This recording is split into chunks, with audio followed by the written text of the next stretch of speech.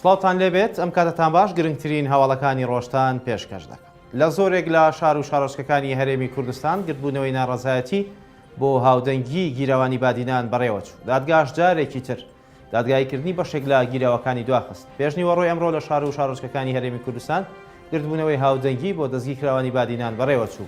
دادگاش جارێکی تر دانیشتنی دادگایکردنی ژمارەیەک لەو دەستگیرکراوانەی دواخست. پارێزەری دۆسیەکەش ڕایگەیان دادگا دەیەوێت تا دوای هەڵبژاردنەکان چارەنووسی دەستگیرکراوان یەکلایی نەکاتەوە. هاوکات ژمارەیەک کە سوکاری زیندانی کراوانی بادینان و پەرلەمانتاران و چالاکانی کۆمەڵی مەدەنی لە بەردەم دادگای هەولێرمان گرتنیان ڕاگەیاند و داوای ئازادکردنی سزادرا و ڕاگیراوانی بادینان دەکەن. ئەوەش لە کاتێکدایە پێشتر دادگای هەولێر سزای 6 ساڵ زیندانیکردنی بەسەر 5 لە گیراوانی بادیناندا سەپاندووە. پارتی بارەگا سوتاوەکانی بۆ بانگەشەی هەڵبژاردن بەکاردەهێنێت و وتەبێژی فراکسیۆنی و حیزبەش لە پەرلەمانی کوردستان دەڵێت دەیانەوێت بارەگاکانیان وەک نیشانەی ئەو ستەمە پیشان بدەن کە لێیان کراوە. لە درێژەی بانگەشەی هەڵبژاردننی پارتی دیموکراتی کوردستاندا لە سنووری سلێمانی و دەوروبەری ئەو حیزبە بارەگا سوتاوەکانی خۆی بۆ بانگەشە بەکاردەهێنێت.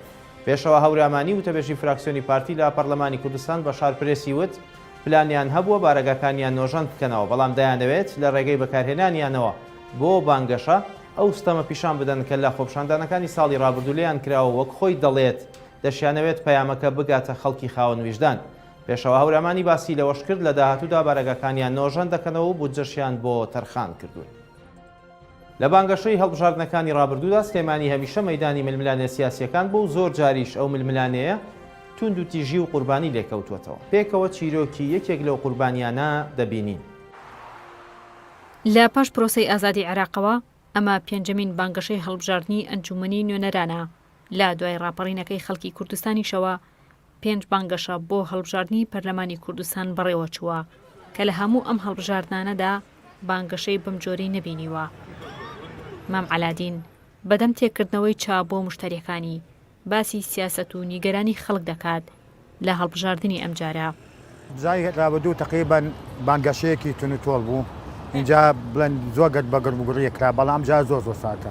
سلێمانی زۆر گەرموگوڕی تیا بوو، شەڕەپەڕی تیا بوو، یعنی لە هەموو شوێنەکە بنکان بانگەشەی هەڵبژاردنی تەواوی خوارد، هەموو حیزبەکان هاکرد لەم ساڵەکانی پێشوو. بەڵام ئەم ساڵ زۆر ستر لە شەو ساڵەکانی پێشووە. لە هەموو ساڵێک خەڵک بە حماسەیەکی چاوپەش وەک دەردان و هەڵبژاردن.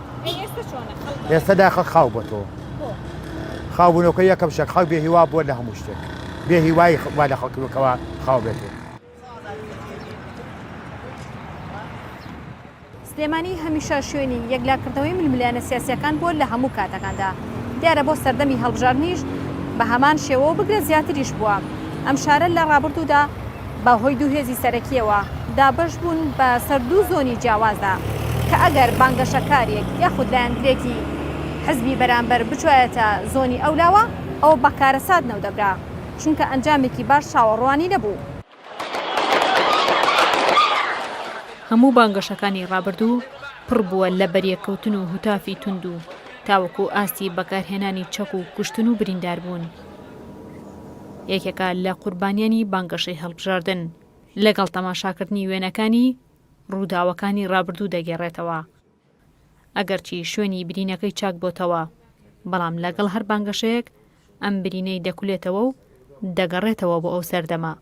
ینی تەنها والیاتە بوو یەکێک کوڕێکی گەنج یەکی بچێتە دەرەوە لایک و باوکەی دوعایم بۆ کرد خۆیان شەوی لێنێ ئاوالیات بوو. من خۆمیشە بوو لەوانی کە لە ساڵی 2009 ئەو شەوەی کە گرژیە دروست بوو لە توی مەلیک، من کامێرەکەم پێ بوو هێلێکێکی کێنێنم لەبەرا بوو کە منیان بینی پۆلیسی چالاکی مەدەنیەکان و ئەوی تر هەنێک کەسی کەش خەڵکی مەدەنیشی تیا بوو کە منیان بینی پەلاماریان نام بازم بە 20 کەس پەلاماری کامێرەکەیان سەریان شکانم. من چەند جار بینیم بە مەسە ساری یەکێتی یەک عەلیمی پێ وهاتۆتە بەرگردەکە 50 کەس شتی پیاکێشەوە، یعنی 50 ئین بووە. بە هەمان شێوە لای یەکێتیش مەسەلە گۆڕان چۆتە گورژی ئاڵۆزی دروست بە تەنانە کارگەیشتۆتە تەقەکردن، مەسەلە چەند جار ئاڵۆزی فیشەک تەقان و تەقلێکردنیش لەوە یعنی بینرا و کرا و خەڵک بریندار بۆ خەڵک کوژرا و خەڵک تووشی مەسەلە شوێنی کەمەندان بووە. ئێستا جیاواز لە ڕابردوو لە بانگەشەی هەڵبژاردنەکانی پەرلەمانی عێراقدا وا دەردەکەوێت کەمترین توند و تیژی لە نێوان بانگەشەکاران و هێز و لایەنە سیاسیەکاندا هەبێت ئەمە لەلایەک والێک دەدرێتەوە کە هاوڵاتیان بەگشتی نیگەرانی توندیان بەرامبەر بە هێزە سیاسیەکان هەیە و هێزە سیاسیەکانیش وەکو جۆرێک لە بانگەشەی شارستانی و مەدەنی ناو دەبن. هەوراز ئەحمەد شارپرێس، سلێمانی.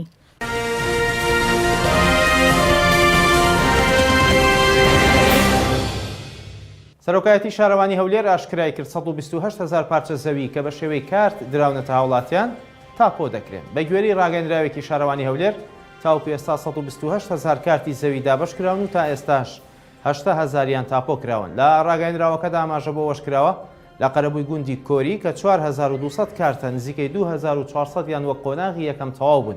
لە ڕاگەیەندراوەکەی شارەوانی هەولێردا ئەوەش ڕوون کراوەتەوە هەوڵ دەدرێت هیچ پارچە زەویەک بە شێوەی کارت نەمێنێت و سەرجەمیان تاپۆ بکرێت.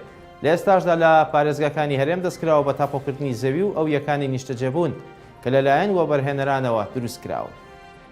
لەبارەی هێزەکانی ڕۆژهەڵاتی کوردستانەوە جارێکی تر ئێران هەڕەشەی لە هەرێمی کوردستان کرد و ڕایگەیاند دان بە خۆداگرتنی استراتیژیان تاسەر نابێت.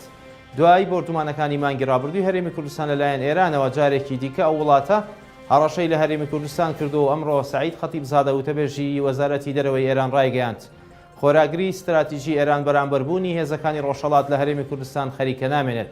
سعید خەتیبزادە داواشی لە حکوومەتی هەرێم و حکوومەتی ناوەند کرد چەک لە دەستی ئەو کۆمەڵانە وەربگرنەوە و بنکە و بارەگاکانیان دابخەن.